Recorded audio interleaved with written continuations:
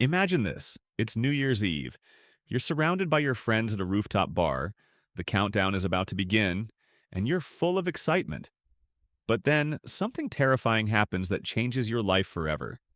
And I swear, what I'm about to tell you is something you won't believe. But I promise it's 100% real. You won't want to miss this. Before we get into it, let me ask you this. Do you enjoy stories that send shivers down your spine? That leave you wondering, what if that happened to me? If you do, you're in the right place. And if you haven't already, hit that subscribe button now, because I'm on a mission to hit 1,000 subscribers, and I need your help to make it happen. Your support means everything, and trust me, you don't want to miss the creepy tales coming your way. So, when I was 19 years old back in 1985, I was out with a group of friends at this high-end hotel rooftop bar. We were all there to celebrate New Year's Eve. The energy was electric as we anxiously waited for the countdown to midnight. But I had one problem. I'd forgotten my camera in the car. I thought I'd have plenty of time to grab it and get back, but that's when the nightmare began. I ran to the elevator, went down to the parking garage, and grabbed my camera. But as I got back in the elevator alone, things started to feel off. It was about halfway up when the elevator began shaking, and then it just stopped. I was stuck, completely trapped. I've never liked confined spaces, and I could feel panic setting in.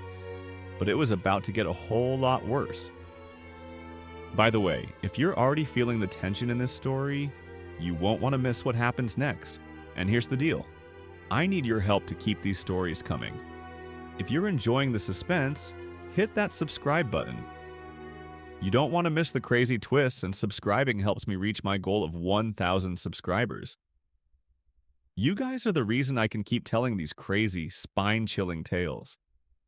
Just take a second, hit subscribe, and stick around. You won't regret As it. I stood there in the elevator, my heart pounding, I could feel the weight of the silence.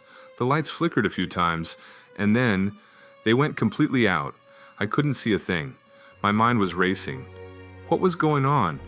The only sound was the soft hum of the elevator's machinery. Until, suddenly, I heard it. Children's laughter. But there weren't any kids on that rooftop. This was a hotel filled with adults, celebrating the new year. I tried to tell myself it was just my imagination playing tricks on me, but my gut was telling me something was terribly wrong. I felt my chest tighten, my breathing shallow. Then the lights flickered back on, just enough for me to make out the figure in the corner of the elevator. It wasn't human, not really.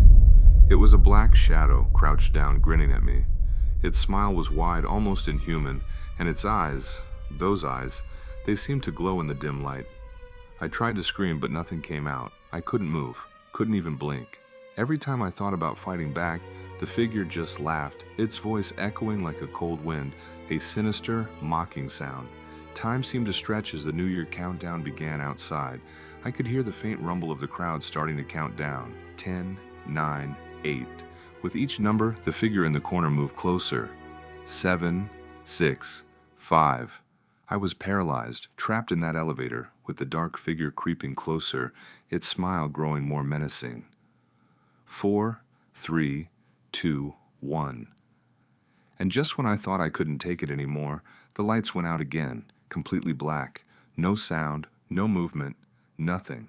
I could feel the air around me shift, a cold breath brushing against my ear. I tried to gasp for air, but my chest felt heavy, as if something was pressing down on me.